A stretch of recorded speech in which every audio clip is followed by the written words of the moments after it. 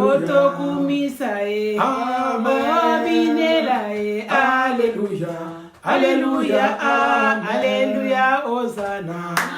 Alléluia. Hosanna. Alléluia. Hosanna. Alléluia. Hosanna. Alléluia. Hosanna. Alléluia. Hosanna. Alléluia. Hosanna. Alléluia. Hosanna. Alléluia. Hosanna. Alléluia. Hosanna. Alléluia. Hosanna. Alléluia. Hosanna. Alléluia. Hosanna. Alléluia. Hosanna.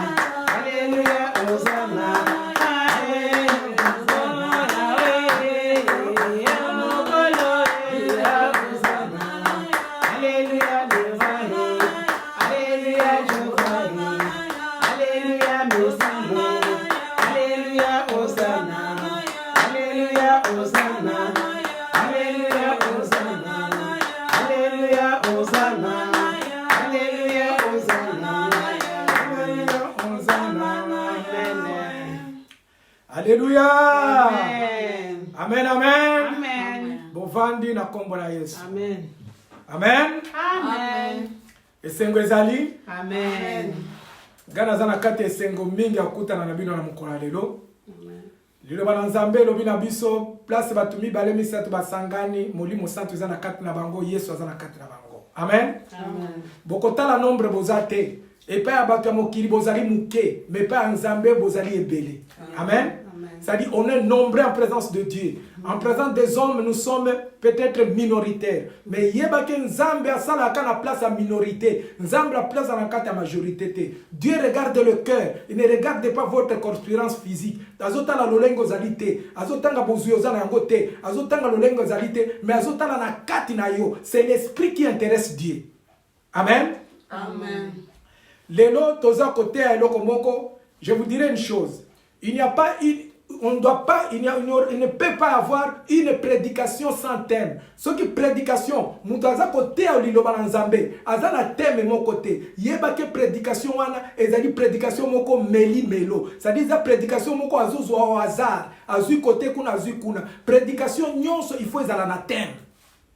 Okoyoka prédication yo seza na thème. Ata mutu aza kole côté place ya mutu na kufi. Prédication wana ezalaka prédication de mort. Ya mutu akufi. Ata place yo sozo kenza dit toutes sortes de prédications, il faut ezala na thème nango. Amen.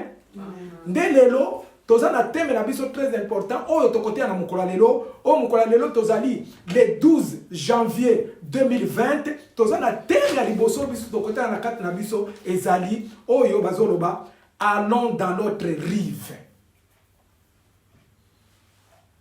Allons dans l'autre rive, c'est-à-dire allons dans l'autre bord. C'est-à-dire aux années qui na ngambo mususu, balobi okende na rive na ngambo mususu. Cela veut dire allons dans l'autre rive.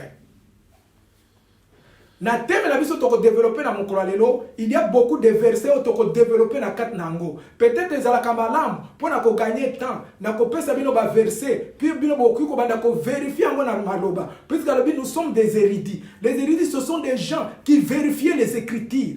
Moi, dans Nzambe, il faut qu'on vérifie à Kamaroba dans Nzambe pour ne pas être induit en erreur. Puisqu'il faut qu'on colle la carte à l'iloba. On vérifie l'écriture, au moins il y a solo, le week-end Nzambe a kumisama. Yango, il faut, qu'on pèse bien nos versets, et si ka bovandi, et si ka mutazo landabiso, au komi yango, oza ko landa nenge ndenge prédication ezoko kende, pour yeba ko vérifier, oyeba ko loba solo ezali le Nzambe. Na thème na biso les versets qui seront développés Matthieu 8 et vous allez développer mes versets de base et vous allez Matthieu 8 verset 18 Ecclésiaste 8 verset 8 Hébreux 9 verset 27 Job 30 verset 23 Job combien? 30 verset 23. Hébreux 9 verset 27. Ecclésiaste 9 verset 5. Ecclésiaste 7 verset 8. 2 Chroniques 7 verset 14.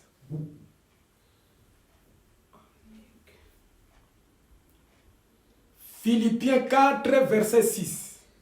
Chronique combien? 2 Chroniques 7, verset 14. Philippiens 4, verset 6. Osée 4, verset 6. 3 Jean 1, verset 11. Psaume 90, verset 12. Proverbe 28, verset 13. Ecclésiaste 7, verset 1. Et pour terminer, Psaume 37, verset 4.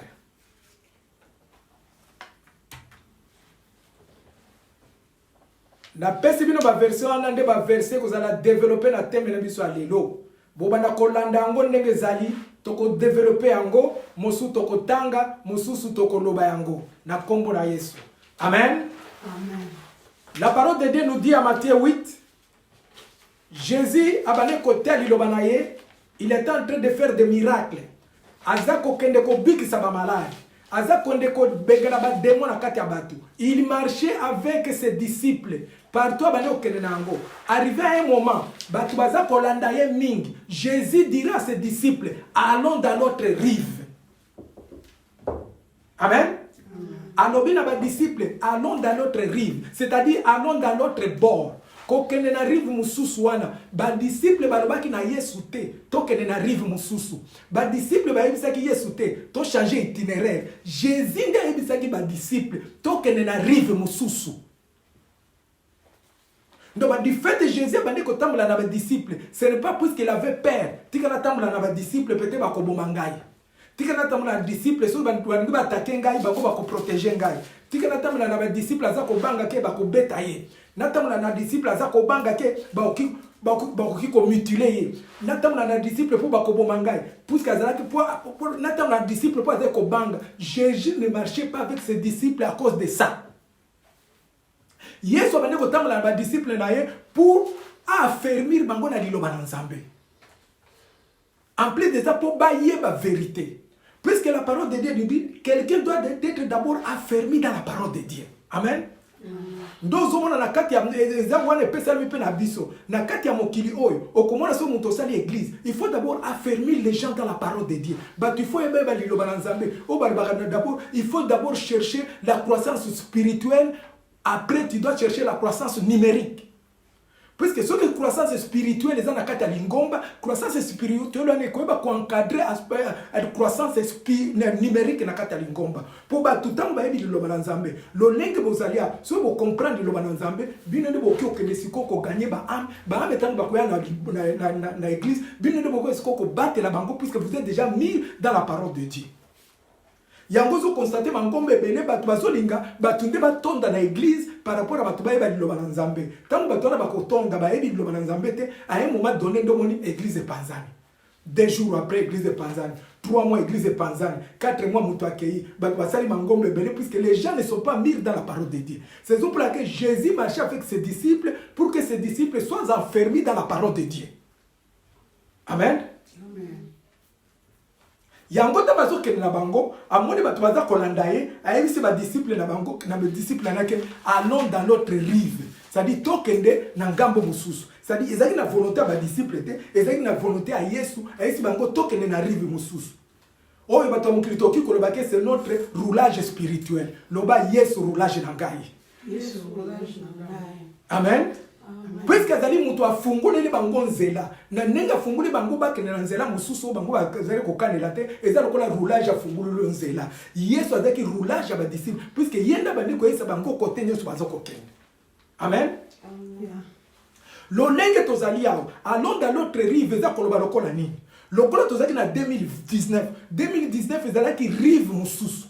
Siko Yesu na Nzambe na kombo na Yesu a expliqué biso tolongwa na rive ya 2019 tokota na rive ya 2020. Amen. Amen. Puisque kokota siko na rive ya 2020 ezalaki posa na biso te, ezalaki pe volonté na biso te, ezali posa ya Nzambe ye moko. Puisque Nzambe nda yebisi yo na ngai tokota na rive ya 2020. Nous sommes maintenant dans le rive de 2020.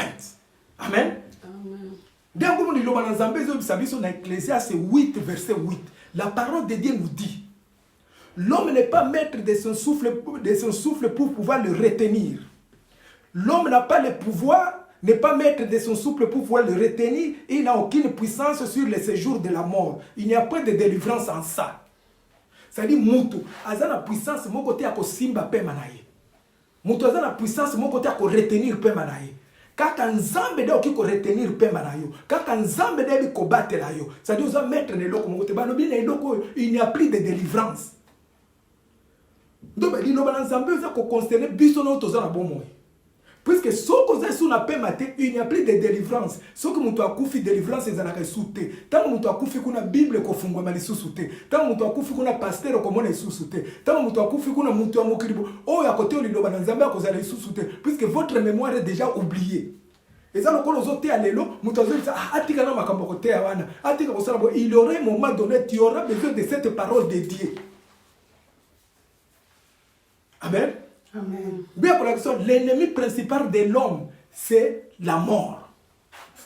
Batou, l'ennemi principal de l'homme, c'est la mort. Oh, mutu moko te na kati na biso to ko résister na ngote. Mort to zoro ba, ezali mort physique te, c'est la mort spirituelle. Amen. Puisque to kolinga biso to kufa na bomo, soki mutu akufi oza na kati na Yesu to le la kate, to ebike mutu ala ke na place à malam. C'est-à-dire mort wana oza la général, oza la médecin, oza la docteur, atan bongo sali, jamais ko résister et ko nuire yo kaka. Amen. Yango bazo bisabi na loba na Nzambe na Hébreux 9 verset 27. La parole de Dieu nous dit, comme il est réservé aux hommes de mourir une fois, et après quoi, il y a le jugement. Il faut retenir les mots réservés. Amen. C'est-à-dire, tozali yo nangai a, toko ça la réservation à vie. Au kiki so kolingi voyager, au réserver hôtel. Au lingo ça la mariage, au réserver salle. Au lingo ça l'anniversaire, au réserver salle. Au mwana na linga bota, boke na maternité. Mukora ko sala fête, au réserver mukoro. Au lingo ça la iloko au réserver. Au na magasin lingo sombe iloko au réserver encore. On a voyagé, on réservé billet. Mais il y a une réservation divine. Oh yo yo nanga to kiko réservé. Amen.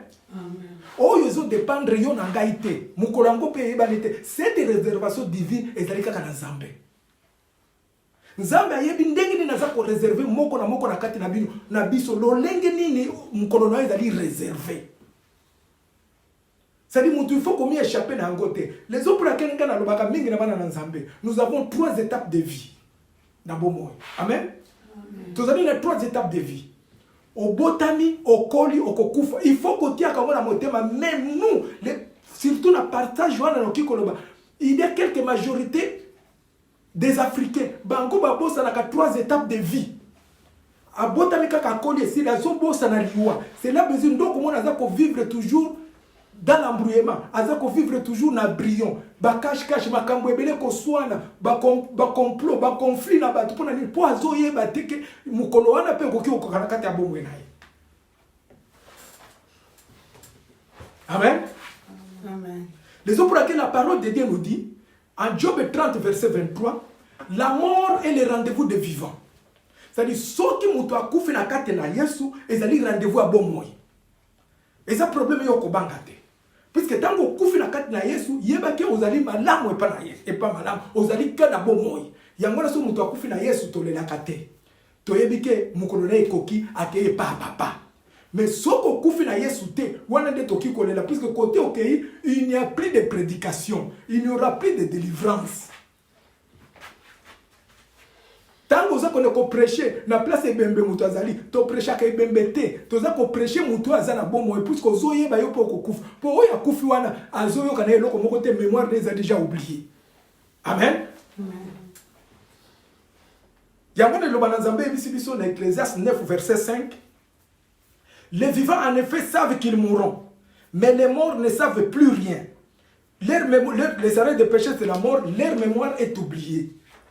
C'est-à-dire, bato bazana bongo nde oyebike okokufa ndenge toza ko prêcher yondo oyebike mukolo moko ngana okokufa mais soko kufi oyebi no lisusu te. Les hommes pour laquelle salaire de péché c'est la mort. La mort wana ezali mort moko spirituelle, ezali mort physique te mémoire na mango ezali oublié. Ndongo ni tango Lazare akufi mutu mo akufi tango akufi comme ko expliquer Abraham abi est-ce que okiko yebisa akende koyebisa bandeko na ngai kuna bwana c'est-à-dire wana oza sur la terre koloba sur eloko moko te puisque soki mutu akufi aucun enfer etikala ka prédication moko amen ezali kaka ayez pitié de moi pardonne-moi pokuna eloko mosusu okosala eso ezali te. Il y a des convocations, si on va convoquer au moins va convoquer dans l'État, on le binga na okendete, na zana intervention. Mutu tela kwa ko intervenir, mutu mo ko sala nga boete. So na benga mutu bo lobby, et le kona nga na okendete, position na zana ngo ko sibate. Mais il y a des convocations où yota mutu amukelo ko intervenir te. La mort. C'est la mort. Tango kufi mutu moko amukila ko intervenir te. Ni mwana na yo, ni mwasi na yo, ni eloko moko bo e ko intervenir te na mukolo yango. C'est pour vous dire ce qui to koti lelo na 2020 ezali grâce na Nzambe. Po ba oyo ba kufi to leki bango na eloko moko te. Amen. Yango ngana bisa batu mingi omoni tango mutu abote mutu alamuki ezali habitude te ezali Nzambe ndali ngio lamuka. Na pesa exemple mingi wana ezali lokola logette ya courant. On a bien un interrupteur, tous les gens. Si on a un interrupteur, nous sommes en rouge. Tant que nous avons un nous avons matissa. Amen. Amatisi ne pas vert. Yo la mouki. Vert, ya la mouki. Au comment on a besoin d'un ndako moko, ba vert et bimimi sato, au bon rouge moko tikali. Amen. Rouge on est tikali veut dire mutu ana kufina. Ça dit que comme sakate, ko chola kabatute o bazana bopito, ko chola mutu azana maladie te, ko finga kabatute, ko luka ba problème te, puisque interrupteur ya vert rayo sali lelo Nzambe nda lingi yango. Soki kiti tikala ki na rouge, mbele yo kiko finga mutu te, o kiko chola mutu te, o kiko tambula na orgueil te. Amen. Maintenant, Nzambe a pesi pouvoir, a pesi opportunité, il y a accordé au mukolo lelo à 2020, au côté nango a pesi faveur, au côté na 2020. La parole de Dieu nous dit, tant qu'au côté siko na 2020, il y a des questions capitales. Avant tout le monde a expliqué bien le komoko, musala Nzambe moko bo ayemba kanzemba lobi, tina te e komi na tina. Amen. Amen. Nakaisi lor mbongo, tina te e komi na tina. Tina te comme na tina soko zina contexte wana ya ki lo ayemba ki chanson ngana tina te comme na tina soko tali bien le bana Nzambe ezali kola ya biloko et loko okyo comme ça na tina mais mutu ezali te tina te comme na tina puisque mutu tango Nzambe aza ko créer il a déjà na tina. Amen. Puisque Nzambe ati pema na kati ya mutu wana obimi mutu ali oza déjà na tina mutu ndi azanga ka tina tango azaki na tina azangi tina na place abatu eza lo lenge yo na ngai lelo tokoti na toza na tina tokoti na 2020 koza batu ebele bazo sepelate ndenge okoti na 2020 batu ebele bazo sepelate ndenge oza na stabilité ya libala na yo batu ebele bazo sepelate lo lenge ozo bota batu ebele bazo sepelate ndenge oza na musala bato ebele bazo sepelate lo lenge yo komi poto bato ebele bazo sepelate na age komi nango sikoyo c'est-à-dire ozangi tina sikoyo epai ya bato mais pas Nzambe oza na tina. Amen. Ndomoni David tango musala ya Nzambe akei kuna bebe azokende ko wendre famille moko ezali kuna mwana moko azali kuna akomi kuna po wendre bango babimi mo papa na bimisi bana na nyonso ti bona bite o batinenga na wendre awazali awate. Amen. Azali awate babi no tala bana nanga nyonso ba robiste ba vantala batu ba pake ba nini musuku to andi abimi kuna zo vimba binga ba kopona kanga abi yote abi no bulu kinanga mususu koza mususu wao. Amen. Bake kuluka David akina zamba kuna azako pede badari ba David tango aye albi voilà o barbi na wendre yo barbi David azalaki na tina tango comme la présence à Batu David azangi tina. C'est-à-dire les gens étaient mécontents. Pourquoi ba kopé ça? Pourquoi bisote papa? Pourquoi ba pona karaye? C'est pour vous dire mutu azalaka na tina. Tango comme na miso Batu ndi azangaka tina. Mais eloko okyo comme ça na tina.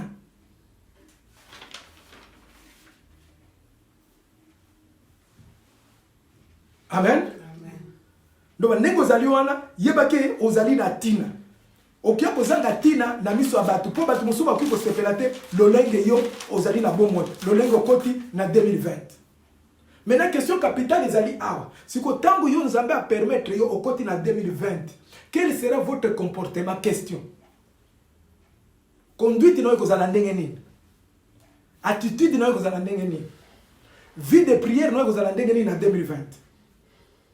Puisque la parole de Dieu nous dit, Ecclésiaste 7, verset 8.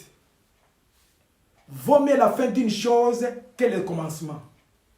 Quand on a 2020, c'est un problème. Mais quand c'est en 2020, c'est un problème. Est-ce que l'on est au côté en 2020, Zamba c'est grâce au côté en 2020. Est-ce que comme on a le 31 décembre 2020, la libota na mobile. Au côté le 31 décembre 2020, na famille nous na bana nous na moi sinon na mobile non na bandeko na papa non na maman non na ba sœur non na ba leki na yo na ba camarade na yo. Question des aliwana ko si sambula de likambo ko banda mbule za na problème te. Okuko crier le bonne année. Bonne année, les alliés malades crier bonne année. Mais il faut que les alliés à mon côté c'est rien, puisqu'il faut avoir une autre vie. Balobi ne soyez pas stagnante. Cause à la stagnante était, c'est-à-dire, vous allez en 2019, au côté na même caractère ou en 2020. Vous allez en 2019, au côté na vie spirituelle kaka yango. Vous allez en 2019, au côté na niveau spirituel kaka yango. Vous allez en 2020, au côté na évolution ya vie na yo kaka ndengo wana. Vous allez en 2020 malade, au côté na santé malade en 2020. Vous allez en comportement mabé en 2019, au côté na 2020 kana comportement mabé. Vous allez na personnalité mabé pas basso. Ya batu ya makambo ebele. Au côté na comportement na mabé wana personnalité mabé na 2020. Vous allez na vision mabé, au côté na ngoka na 2020. Vous allez na banyongo, vous allez na esclave, ya mensonge, ya tromperie, ya hypocrisie. Aux yeux au côté en 2020, Balobi non, quelle sera ta conduite? Amen. Boye bake, Nzambe, Dieu ne nous cherche pas. Nzambe aza koluka Yesu na kati na biso. Quand tu as Jésus-Christ en toi, Nzambe pe aza na kati na yo et Dieu t'a pardonné. Nzambe aluka biso te, aluka nde mwana na ye na kati na biso. Et tant que vous allez na mwana na ye na kati na yo, tu es devenu une nouvelle créature. Amen. Baninga mena kat na Yesu. Changement ya calendrier ça un problème était, mais changement ya personnalité, changement ya personne ya yo mutu, c'est ce qui intéresse Dieu. Ko ina lusumu ezala problème était, mais ko abandonner lusumu c'est ce qui est très important. Mutoki ko ina lusumu te, ozana masumu na yo ebele, ya songi, ya moibi, ya kinduma, obimbo onano na ini nano ngo lelo, yo nano vanda wana. Na ini nano yo. Na après obandi ko sala masumu susu te, il faut les abandonner. Amen. Se repentir et abandonner. C'est pour laquelle la parole de Dieu nous dit en 2 Chroniques 7 verset 14. Si mon peuple à qui est invoqué mon nom s'humilie, prie et cherche ma face, et il se détourne de mauvaises voies, je l'exaucerai du ciel, je pardonnerai son péché et je guérirai son pays. C'est-à-dire, ceux qui m'ont mis quitté ici, peut aluki elongi na Nzambe, ami détourné, c'est-à-dire abandonner ba péché na yo nyonso. Lilo ba Nzambe, Nzambe alibiki ako pardonner yo, pe ako biki sa libota na yo, ton pays, c'est-à-dire libota na yo na bino nyonso. C'est-à-dire le mot clé qui est ici, c'est abandonner les péchés. Amen. Donc, par exemple, si vous avez mutu, on vivre déjà 50 ans dans mokili. Yeba na vie na yo, il faut que yeba ngona conscience na yo. Ndenge na 50 ans et tikali na kati ya bomo inanga peut-être 30 ans ou 40 ans de vie. Si vous avez 30 ans, yeba ko tikali na 50 ou bien 35 na ndenge normal. Siko wana moni mutu alinga koyoka eloko wana te. Atikali na bambula wana beazo sala lokola semblant. Ngala lobaka mingi, soki mutu ozali déjà na 50 ans. Nabi ne remettez plus à demain ce que tu peux faire aujourd'hui. Pourquoi dans 50 ans, au mutu moko zo keleka na ba réalisme. Ko sala ka eloko moko ezali réel. Tango batu ba fetaka bonne année. Mutu azo fêter bonne année. Yo so na 50 ans, ko sepela bonne année te puisque moi naza muke, o aza na 20 ans, aza na 16 ans, aza ko fêter bonne année pour mbule bakisa na kati ya bomo nayi. Amen. Amen. Bonne naga bien. Bosola naga bien. C'est-à-dire, ils ont le abakisi mbula sepeli. Mais yo na 50 ans, ko kanisa te ko zo bakisa, ozande ko kitisa mbula. Amen.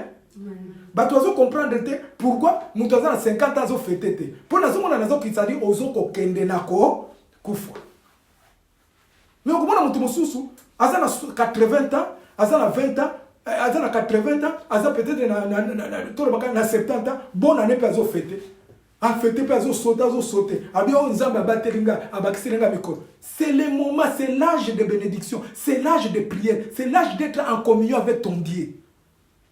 Puisque personne ne m'a tout sauté. Amen. Yango ozomona soko keya tana ninga mokili kende lelo osala assurance de vie. Tango que osala assurance de vie ba assurer wana baza bato balingaka ko gagner. Amen.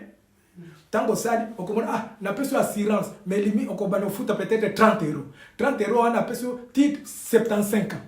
Pourquoi basuka kana 75 ans? Pour bayebi ke mutu normalement akoki ko vivre ti 75 ans bango bako gagner okoki okufa vente. Amen.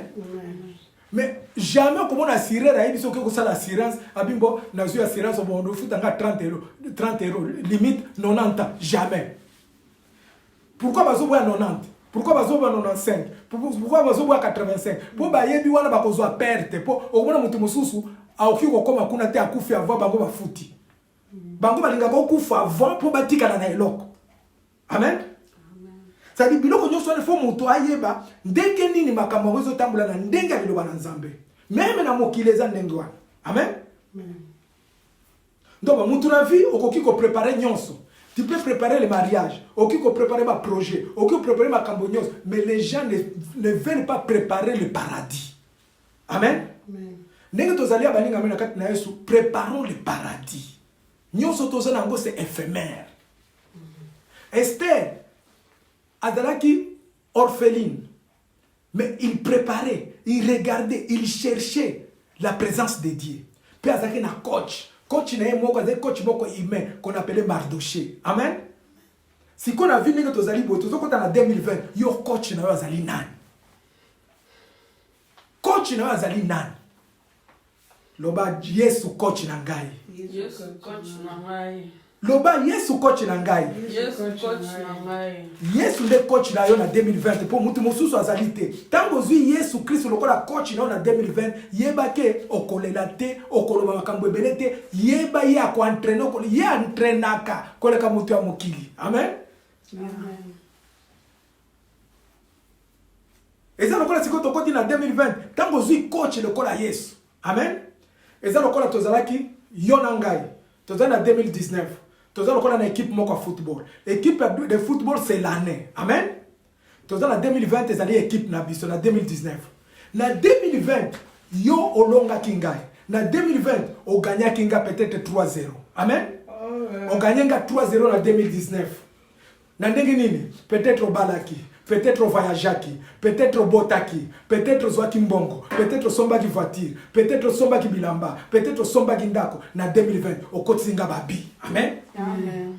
O kotinga babi na ndimi yango. Tango tokoti na 2020 na kombo na Yesu, 2020 yo na ngasi ko tozali 0-0. Yebisa moninga na yo tozali ko 0-0. Toi c'est 0-0. Yebisa toza 0-0. 0-0 hein. Si quand toza 0-0, lolenge yo gagné na 2019, o gagné nga 3-0, score zongi na 0. Amen. Si ko nenge tozongi score à 0, nani si kwa o gagné? Gagné yebisi yo, nenge bo vandio na mukula lelo, nenge pe bo zolanda lelo, na 2019 bo gagné bango na score plus ko ya bango. Amen. Boko gagné bango bo koleka bango na score. Amen. Amen. Amen. C'est à toi de croire seulement. Tango yo croire kaka na esiko zali, na esiko vani na sumo tema noza na kati ya kondima, yeba ke o gagné mutuana na score a koleka na 2020. Amen. Score lourd. Kana za na kati ya kondima. Amen. Ke ane oyo toko gagné batu na score rebele. Amen.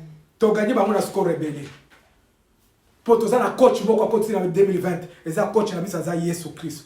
On ne peut plus écrire au brillant. Toza ko crime baramoko na kati ya batozo na kaka au propre avec réalité. Ndozo mona Esther azalaki couronné. Nous ne sommes pas comme des Vasti. Des Vasti ezali batu oyo bazali ba antichrist. Bango nde batambola kana lolenge mususu. Oyo akolingaka biloko nzamba salela bango. Makambo ebele baza ko senga. Nous ne sommes pas des Vasti. Oyo baza kolela kaka biloko ya mokili. Balbi na Philippiens 4 verset 6. La parole de Dieu nous dit, ne vous inquiétez de rien. Mais en toute chose, faites connaître tes besoins, vos besoins à Dieu par des prières et des supplications avec des actions de grâce. Moi, dans Nzambe, si vous avez un problème, assez n'a pas Nzambe, allez la kate. Atuna kan Nzambe, allez la kate le kola païen, allez la komi bunchate puisque païen n'est pas ça. Oh, c'est-à-dire les chrétiens charnels, bangonde basala kabilo kanengona. Nous, on est plutôt qui colle l'angoine. Faites connaître explication, vous connaissez explication. Ezaleta ozako tambola, basengio o priete o vando beti mabolongo. Atozo tambola na zelo zolo bakaka. Nzambe sali sangai, tali kambona zanango. Oza la place à mosala, les rozo sala mosala na yo, kombo na yo sukako zolo. Ça ça libota na ngai. Tala mwasi na ngai za zembe, mwana kobota sali saye. O nzambe na ngai, tala mwasi na ngai na tikuna, tala mobali na ngai na tikuna, tala likamona ngai. C'est ce qu'on appelle supplication. Ozo tambola za koloba, tambo ozo koloba nzambe azako tala yo. Nzambe azo tala na kati na yo. Amen. Amen. Amen, amen. Yango nozomona, si on peut se poser une question, Lazare, tant que Lazare a couvert, Lazare était ressuscité ou bien était prolongé de vie. Amen. Amen. Est-ce que Lazare va ressusciter qui est ou bien a prolongé la vie? Va ressusciter qui?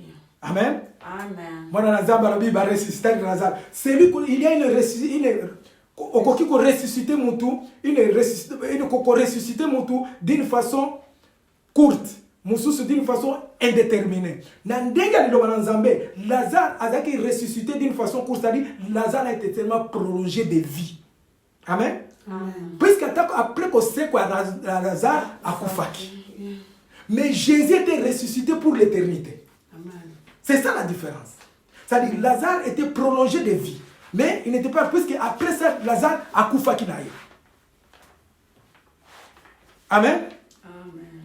Yango nozomona na ndenge ya liloba na Nzambe tango Lazare a kufu puisque Lazare tango azalaki malade. Lazare tango azalaki malade. Bayebaki. Yesu pe ayebaki kazaki malade. Mais sikoyo Lazare, Jésus avait tous les pouvoirs. Il y a quoi ko bikisa ye. Mais à ça qui angote pour lui puisqu'il avait une réservation miraculeuse. Alingaki eloko na tango ya ko sala batuba mona munene ndambe.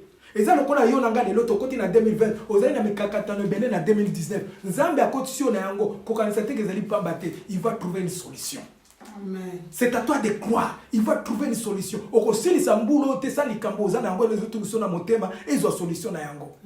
Tout ce que nous voyons, tout ce que nous subissons, ce sont des problèmes éphémères. Yango zomona tango sikuba yeko benga Jésus balobi ke Lazare a kufi. Balobi Lazare Jésus a commis na tombeau. Qu'est-ce que Jésus a dit à ces gens? Abi bolongo la libanga. Batona balongo li libanga. Normalement Jésus n'a pouvoir azaki nango a occupé kolongo la libanga wana. Alléluia. Mais pourquoi il s'est batu balongo la libanga? C'est pour vous dire dans la vie kozali biloko mususu nzambe ali ke okosala nango yo moko. Amen. Nzambe t'a donné la sagesse, l'intelligence et la force. Albi eloko okosala ngo yomoko akosala ngo te. Ndongo na mutu muso azovana na vie, azako senga nzambe azopesa yete. Azoloba pourquoi azopesa ngate? Nzambe azoloba eloko azopesa nga wana yomoko okiko sala ngo. Yomoko okiko sala yango. Okomo zo senga parce que Dieu intervient toujours pour les problèmes impossibles. O ezali impossible nde nzambe intervenaka. Intervenaka te na oyo za na possibilité okiko sala ngo. Tango comme si tango a Lazare a sekwa ayebi eloko bango bakokokate. Amen. Amen. Ayebi bakokokate, ça c'est ma divinité, ça c'est mon pouvoir, ça c'est ma force, ça m'appartient. Amen. Amen. Après Jésus a dit Lazare sort. Et lorsque Lazare est ressuscité, alobi o etikali pe etikali ya bango ya ngaite, abibo longola bilamba. Amen. Amen. Puisqu'il avait le pouvoir, il y a kolongola balingette wana. Ben si bango bino bo longola yango. Bo sala yango wana bino bo kiko sala. Ça rappelle c'est le prix de Makabari. Et c'est la force nanga soute. C'est pour vous dire dans la vie, ozana eloko yo moko kiko sala. Nyonso balabakate, au monde vali en Afrique, te nzambe akosala te. Eloko mususu yo kosala. O nzambe akosala ezali impossible pa na yo. Amen. C'est pour vous dire, c'est lui qui a inauguré le paradis jusqu'à présent, ce n'était pas un chrétien. C'était un brigand, c'est lui qui a inauguré le paradis, c'était un brigand. Il n'y a pas de chrétien, pas un chrétien, mais un brigand. Jésus sur la croix avec des brigands. Babani ko soana bango mibale. Musu soana révélation spirituelle divine côté na mutu nae. Aiko comprendre bi non mutu tozo soana tozo lobela ya zanzambe. Aisa bi moninga pourquoi so finga wa azali nzambe ya biso je dis ko bossa na ngai tarbi kaka nengo lobi wana tu seras avec moi dans le paradis. Amen. Amen. Baninga mena kat na Yesu. C'est-à-dire il faut écouter la parole de Dieu. La parole de Dieu nous dit à Osée 4 verset 6, mon peuple périt par manque de connaissance. Moi je dirais mieux, mon peuple est coupé, mon peuple est déconnecté, mon peuple est déboulonné par la bénédiction de Dieu à cause de la manque de connaissance. Amen. Et ça, quand il y a un avocat, si vous avez un article qui est à droit, jamais on peut défendre l'autre. Et ça, il y a un médecin, il y a un médecin, jamais on peut traiter l'autre. C'est-à-dire qu'il faut qu'il y ait un Nzambe pour défendre. Il faut qu'il y ait un Nzambe pour appliquer. Dans la vie, mutu akoki ko konstate ko zala mutu mabe, mais mutu akoki ko konsa ko zala mutu malam. Amen. Vous me comprenez un peu? Amen. Vous comprenez la phrase one? Mutu akoki ko konsa ko zala mutu mabe te, mais mutu akoki ko konsa ko zala mutu malam. Ton côté c'est quoi la 2020? Amen. Les 5 Israélites. Amen. Qu'est-ce que ça représente 2020? Balobi 2020 représente 365 jours. 2020 représente 12 mois. 2020 représente 52 semaines. Ouais, la présidente Moutazo m'a dit que 52 n'a pas été dada 52. Amen. Mais si on a pas heure, n'a pas jour, n'a pas seconde, on va comprendre mon en 2020. Amen. 2020 représente 8 760 000 heures.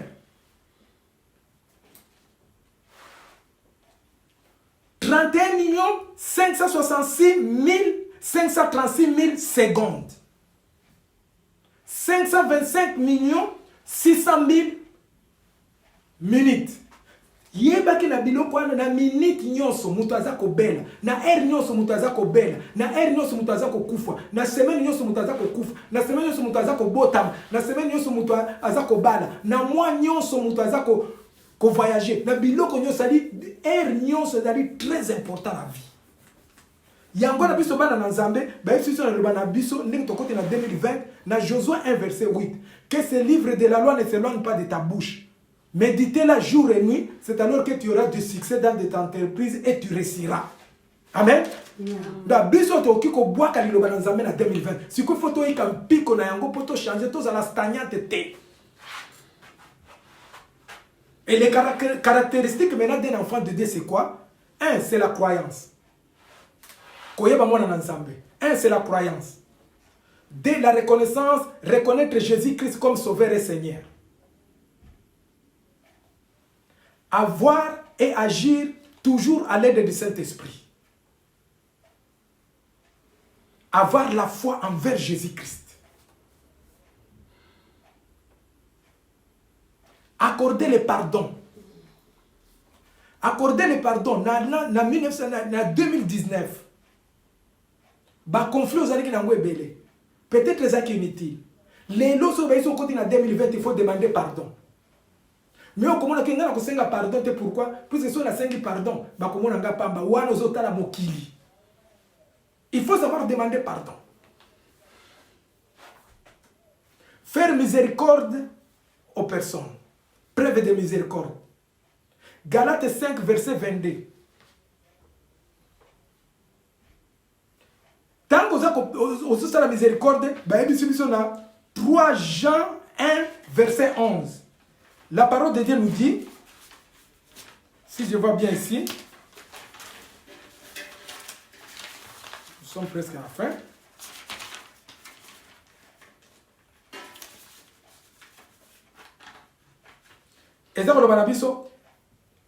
Bien-aimé, n'imitez pas le mal, mais le bien.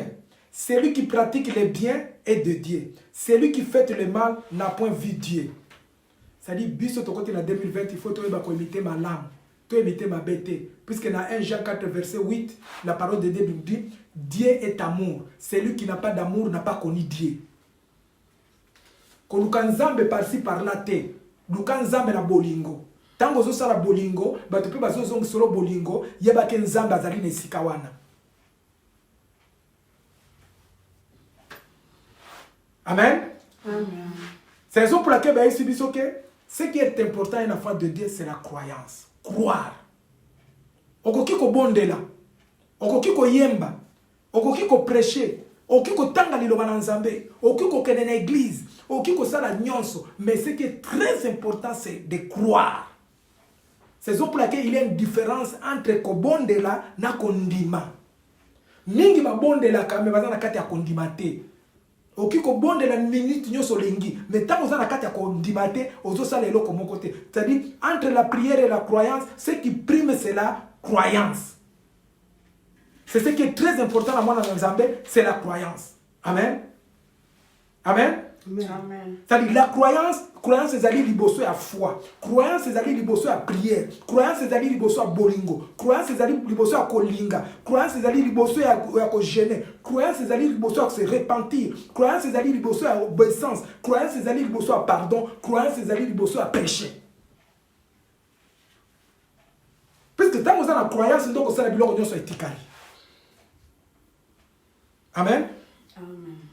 C'est pour laquelle la parole de Dieu nous dit, Jésus nous dit, dans toutes les difficultés aux années yango, dans 2026, Jésus a dit, venez à moi. Jésus nous dit, ne soyez pas troublés dans 2020. Jésus nous dit, ne vous inquiétez de rien. Et Jésus nous dit, je me charge de vos soucis. Mais crois seulement à moi et à mon Père. Amen. Amen. Tant qu'on a comme une place à foi, nazo kenene eloko moko boye baninga nanga na Yesu. Bokomona peut-être mutazo ah prédication na umeli et umeli pour comprendre eloko moko à 2020. Peut-être prédication ko salisa yo na 2020 mobimba et ko peso référence de vie. Amen. Amen. Biso to vandi na mwasi na ngai. Na ko na boye ko tanga kombo pour na pesa exemple pour comprendre. Bandeko wana bazaki na puissance ya foi. Bandeko wana na pesa bango exemple basé na puissance ya croyance pe elo na Nzambe. Ba ekotala biso na bi papa, tolingi ozala ba parent na biso. Ngabia solo biso na mama tondimi. Na biso bino bandeko wana, bazoke ne kobalana, bazali na mboka moko te. Mobana za na mukanda te, mwasa zali mosika, mwasa zaka na vile mususu, baza na ndako moko te, baza pe na ndako te. Amen. Amen. Mais bato baza ko kama ndenge bato ba kobalana, baza na eloko wana te. Ces gens-là, ils avaient la foi envers Jésus-Christ. Couple, on a la foi et pas ensemble. La foi, c'est une folie. C'est d'un intellect. C'est-à-dire folie, c'est-à-dire l'équipe intellectuelle et la foi. On a la foi. Biso peut apparaître aux années qui la foi. Tout le monde, Liban, tous ont pambolo. Et les Liban, tous ont simba. Tous ont la foi. Dieu va les unir. Ils seront ensemble. Au gloire de Dieu. La puissance ensemble. Amen. Le mari de cette femme avait la foi. La femme de cette femme avait la foi. Balobi, moi, c'est mon bali, chacun ses dons. Devant Dieu, nous sommes des hommes. C'est l'esprit qui est en nous. Ce que dans la Galates 5, verset 22, nous avons 9 sortes de fruits de l'esprit. Ce que vous allez mon bali, peut-être vous allez 5 fruits. Ce que vous allez moi, peut-être dans 4. Ce que vous allez me balé, de vous sanguis encore et sali 9. Pour yomo qui simbate. La femme de cet homme avait la foi. Et cet homme, c'était un serviteur de Dieu. Il avait la foi. Et nous, on avait confiance à sa foi. Amen. Amen. Pour nous que Dieu est miraculeux. Tu vois, Nzamba tali bolingo. Toke na mwasi na ngai. Tozo sala mariage. Bat bazo sala mariage. Mais bazana nda côté. Alléluia. Amen. Amen, amen. C'est-à-dire bazo sala mariage. Bazana nda côté. Toke mariage samedi. Mariage c'est samedi, toke dimanche, to siri mariage, to sali fête ici. Na mariage wana ka to zalaki, téléphone eleli. Alléluia. Téléphone eleli na kati ya mariage dimanche, abinde koyaka ozwi ndako. Amen. Amen. Vedi tozobima na église, mbana moko toke na ndako. Tozobima na église, mwana zwi bikumba tokoti na ndako. Voilà les dimensions de la foi. Amen. T'as la dimension de la croyance. Pour nous tous, nous sommes balante, nous sommes parrainés, pour vous avoir d'un côté, vous avez de l'autre côté, mais comme on avait la foi, comme on croyait à celui qui donne tout, à celui qui nous tient, à celui qui nous soutient, à celui qui nous donne le souffle de vie, à celui qui continue à nous maintenir. C'est la foi, c'est la folie. La foi dépasse les intellectuels, la foi dépasse les généraux, la foi dépasse les présidents, la foi dépasse tout le monde. On a la foi. Alléluia. Amen. Amen. Bakoti bazwindako. Moi c'est bandiko seka. Bandika mena katina Yesu. Bato bandiko seka, biso peto bandiko seka. To binzambe la biso za bolingo. Mukulana to yembaki bandika na kata, to yembaki. Amen. Amen. Bandika na kata na ko isa bino roko moko. Ko seka na vie. Satan ngaka muto asekate. Satan ngaka muto asekate. Ko seka na vie c'est une richesse. Ko seka na vie c'est un héritage. Satan ngaka biloko wana te. Satan ngaka te. Tango zomona Sarah, bavani na Abraham, Sarah zobota te. Sarah nda expliqué Abraham, soko lingi zwa mwa sio Agar, bobota na ye. Sarah nda zwa ki Agar, apesi yango Abraham. Tango Agar akomi na zemi, la Bible nous dit, Agar abali kotala Sarah na miso mabe. Miso mabe te, akomi ko sekaye, abitala mutoyo, amela milangi zobota te, ngana zobota sikoyo, ngande na kozwa place nyoso oyo, abali ko sekaye. Tango abali ko seka, ali Sarah atali. Moi c'est ngo ngana pesi ye, akomi ko cholangai, amalinga na kati na Yesu. Sarah ibisi Abraham, abina minito, na ningi mwana mwasi otera mwana naye. Na ningi komona ete, Abraham expliqué, yoza na autorité, na okosala ka eloko lingi, ba benga na Agar na mwana zemi naye. Ba benga na Agar na zemi naye. Amen. C'est pour vous dire que c'est la vie, ils ont puissance, que c'est la vie, ils ont héritage. Satan ngaka muto asekate, Satan ngaka muto nyoso zaka na mawa mingi, puisque ils ont héritage. Cadeau nzambe apesi biso na vie, ils ont koseka. Cadeau soko bandi koseka, veli ozana kati ya bomoyo. Pour Isaac qui signifie rire, Isaac eza loba koseka. Isaac eza loba koseka. C'est le premier miracle à Jésus Christ. Ils ont changer mai na 20. Premier miracle à Jésus Christ, ils ont changer mai na 20. Premier miracle à Jésus Christ, ils ont kosekisa mwana na kati ya libuma Elisabeth. Jean zali na kati ya libuma Elisabeth. Tamba iko kuta na Marie, Jean wana seki na kati. Jean a trasai, c'est-à-dire sekaki, c'est-à-dire le premier miracle de Jésus, ils ont kosekisa yo. Soko za koseka kote na 2020, ozo continuer koseka, veli ozana nzambe, seka maninga na kati na Yesu. Seka esiko ozali, seka kozala kanda te faut koseka. Ndio mwana barabaka mona na nzambe, esika nyo sokei, quel que soit les problèmes, kolakisa le quoi faiblesse était, il faut kosekaka. Amen. Amen. Ça c'était le premier miracle de Jésus. Donc ça le kola ndenge to côté na 2019, to côté na 2020, to ça le kola ba Mardoché, oza kolona, oza ko bénir Nzambe, oza ko pesa eloko nyos, oza sala eloko nyos, mais Nzambe akoba ko pambula puisque okozala kana kati ya koseka. Amen. Amen. 2020 to changer kaka ba komboté. Il faut de to changer mitema na biso. Aman azaki na kombo moko kitoko. Makambo ebele, mais n'utilisez pas le bon sens de son nom. Mais Mardoché, la parole de Dieu nous dit, Mardoché azaki mutumabe, autaki na peuple bazoenga les Amalek, bato bazaki ko maltraiter ba Israélites. Mais azaki na kombo mabe, mais il avait utilisé le bon sens de son nom. Yango na liba na Nzambe, tozo senga na Nzambe, oh et comment une psaume 90 verset 12. Tozo senga que Dieu enseigne-nous à bien compter nos jours, afin que nous appliquons notre corps, notre cœur à la sagesse. Amen. Amen. Pour n'andéke tozo kota na mbula sika. Si nous avançons dans cette année, parce que Dieu est connecté avec nous, tozali na loba na Nzambe na kat na ye, Nzambe alobi soko lingi réussir na 2020, secret za kamoko. Amen. Secret za komi trouver na Proverbe 28 verset 13. C'est ça le secret. Celui qui cache ses transactions ne prospère point, mais celui qui les avoue et les délaisse obtient miséricorde. Amen. Donc, ceux qui t'ont laissé, ma ben abisso ma cambognos, to bimisi yango pa Nzambe, c'est-à-dire nous sommes repentis na ma cambognos 2020 oyo okomona gloire pa Nzambe. Alléluia. Mwana na Nzambe atutaka tolo te na bolamu aza kosala. Ngana sala yo boy te mwana na Nzambe ba liko tout atolo eza na problème te. Problème na est-ce que bana na Nzambe tango zo mona ba sali na Nzambe o bazali ba disciple ya Yesu bazoke ne kobikisa ba bazali ko ba Yesu biso to bikisi mutu Yesu albi non il faut komi kumisa tango kombo na komame na livre abomoyi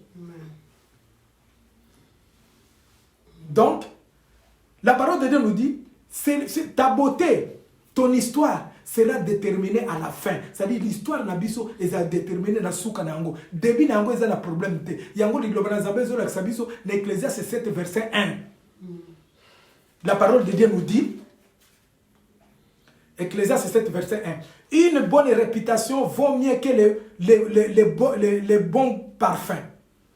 C'est-à-dire, réputation est l'équipe parfaite à ma lame. Si vous avez la réputation à ma lame, peut dire que les jours de la mort dépassent les jours de la naissance. C'est-à-dire, tant que vous avez tamaka, bazaka muke, famille et la maternité. Mais tant que vous avez kufa, la communauté mumbeye, ndeler baye baka. Est-ce que vous avez zaki malamu ou bien zaki mabe? Conservons notre personnalité, conservons notre réputation. Amen. Amen. Balinga mina kat na yos. Un chrétien ne cherche pas à se plaire. Un chrétien ne cherche pas à plaire le monde. Ce sont les chrétiens charnels. O bazo linga ko sepelisa batu ya mokili. Mais mutu ya nzambe alinga ko sepelisa batu ya mokili te. Kokende na église. Ko prier, ko sala loko moko te zelo ko motem. Mais vivre comme Christ, c'est ce qui est important. Yangonga na lobaka mingi qu'on ne prêche pas la parole de Dieu qu'on lit. Qu'on ne prêche pas la parole de Dieu qu'on est en train de fêter. Il faut que notre personnalité prêche la parole de Dieu. Amen. Il faut ngai so na telemi au monde déjà li lobana nzambe na kat na ngai. Ezali te ngana te akayo. Na sale lobana nzambe tango na zo loba pa na yo après so mo lobana nzambe. Ça dit pour sur mutaza bien au pesa zo refléter lobana nzambe tango za côté tango zo tala ba nyonso zo lobo zo ndima. Pona nino zo mona na kat ne bolamo ezali. Toteka lilobana nzambe te mais to sale lande lilobana nzambe tango bato baza komona biso bazomona lilobana nzambe na kati na yo. C'est raison pour laquelle l'apôtre Paul parle, je suis imitateur de Jésus-Christ. Soyez imitateurs comme moi je suis dans la Christ. Amen. Pourtant vous en yango yebake sachez que victoire est dans la kati na Yesu. Votre victoire est en Jésus-Christ. Votre salut est en Jésus-Christ. Votre espoir est en Jésus-Christ. Votre santé est en Jésus-Christ en 2020. Votre avenir est en Jésus-Christ en 2020. Votre succès est en Jésus-Christ. Et comme Jésus-Christ nous prouve sa confiance, en 2020, Yebake a prendre soin de soucis nabiso. Yebake il va se préoccuper de nous. Yebake il va nous protéger. Yebake revenir sur tous anango et kokisama. Pona mboka nabiso Congo ekusima. Pona mabota nabiso ekusama. Pona bakamaro nabiso ekuma. Jésus-Christ en 2020 a ko répondre biso. Jésus-Christ en 2020 il n'échouera pas. Jésus-Christ vous aime. Amen. Amen. Amen. Amen. Amen. Baninga na kat na Yesu lo banazambe lo binabiso. Na Psaume 37 verset 4. Faites à l'Éternel tes délices. Il te donnera ce que ton cœur désire. Comment tu es arrivé à la fin? Toko bonde na Nzambe, toko yembe na Nzambe lo sambo moko. Tango to silisi, to kumisie, to sanzoliye, Nzambe akumisama na kombo na Yesu. Amen. Yahweh kumama, Yahweh kumama. Hey Yahweh kumama, hey Yahweh kumama.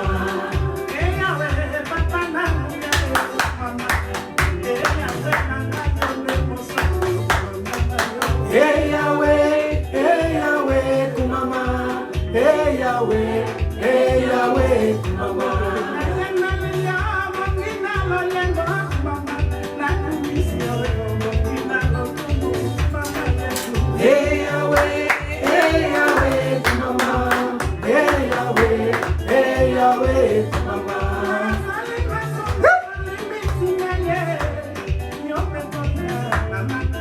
Évangéliste Guilain. Yahweh kumama, hey Yahweh kumama. Hey Yahweh kumama,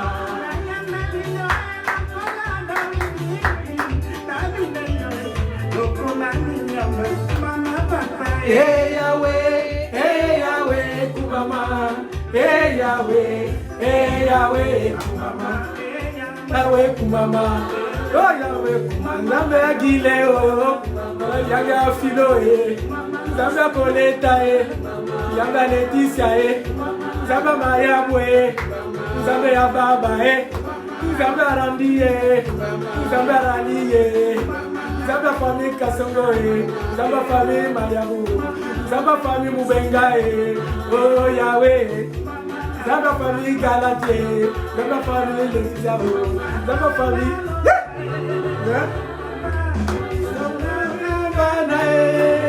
Papa, Zamba Parabani, Zamba Omega, Zamba Dikoko, Zamba famille, Zamba Fumwe, Zamba Kongo, Zamba Tosha, Zamba Chimboe. Nzambe agode, Nzambe na yanga Nzambe atego oh Yahweh.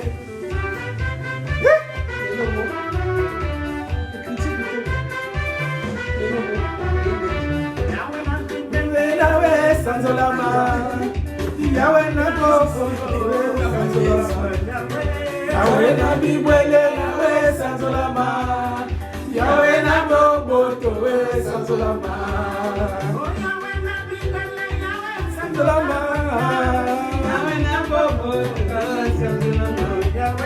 Yahweh na Lora, Yahweh sanzolama, Yahweh na Kinsu, Yahweh na bobo, sanzolama.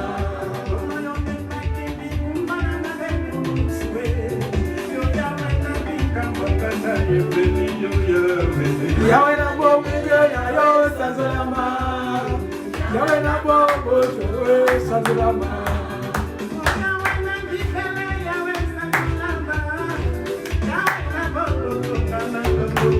Yahweh na bibele, Yahweh sanzolama, Yahweh na bobo, sanzolama. Bengana sikoro banana zambe, ya solo toko bengana, oh 2020. Ya solo toko bengana sikoro banana zambe. Yolo Yesu yo. Zambe nanguya, Kolo Yesu yo, Zambe nanguya, Kolo Yemeria, Gana Yemeria, Hallelujah, Gana Pambolia, Gana Pambolia, Gana Pambolia, Pambolia, Gana Pambolia, Gana Pambolia, Gana Yemeria, Gana Yemeria,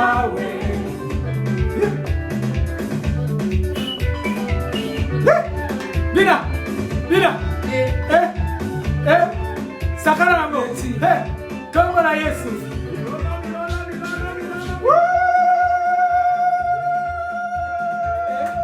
On est vivant. Jésus notre roulage. Loué, loué, loué, loué. Bénissez, bénissez. Je vous bénis. Au nom de Dieu. Famille Guilin, famille Mayao, famille Bam, famille Rali, famille Kintunga, famille Kassom, famille Omega.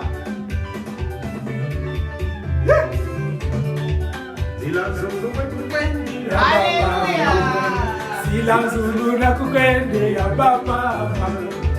Sila Zulu na kukwende ya baba. Sila Zulu, Sila Zulu.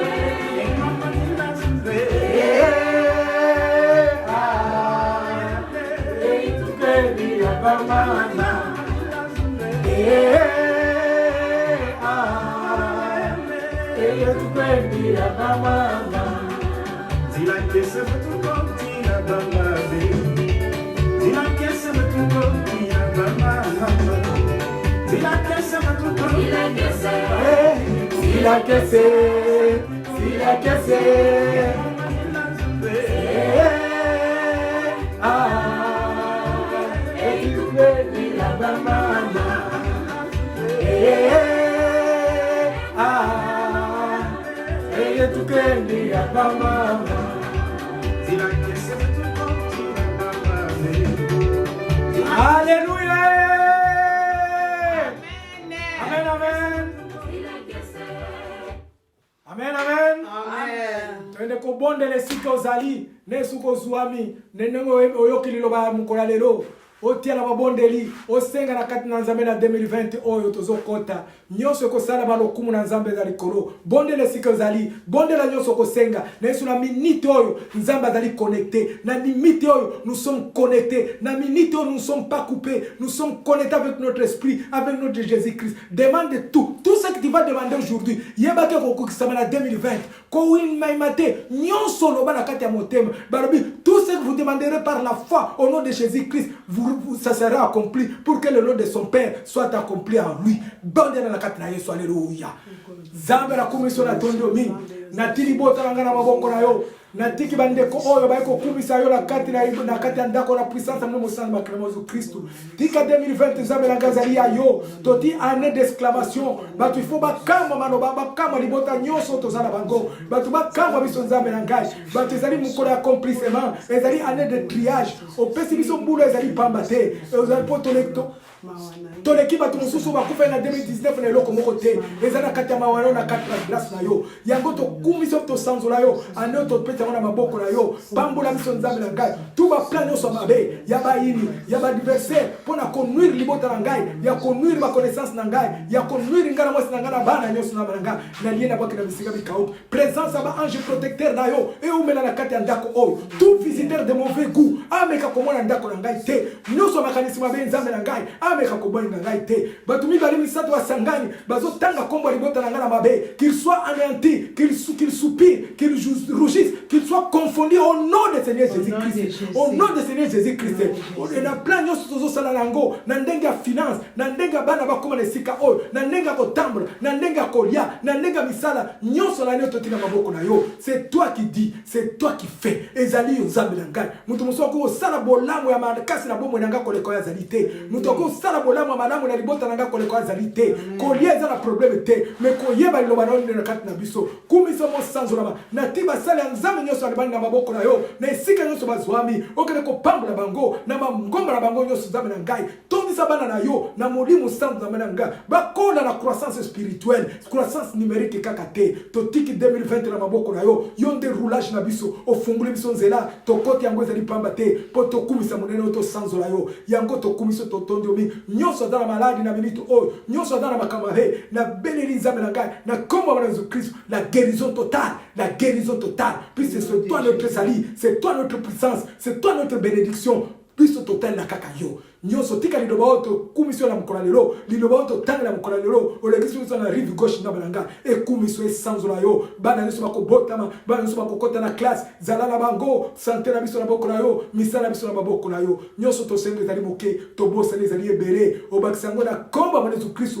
oyo asopaki makele na ngomba Golgotha po biso zola na bomoi nde tolobi gloire et louange à toi Seigneur Jésus-Christ. Gloire et louange à toi Seigneur Jésus-Christ. Amen. Amen. Que Dieu soit loué. Amen.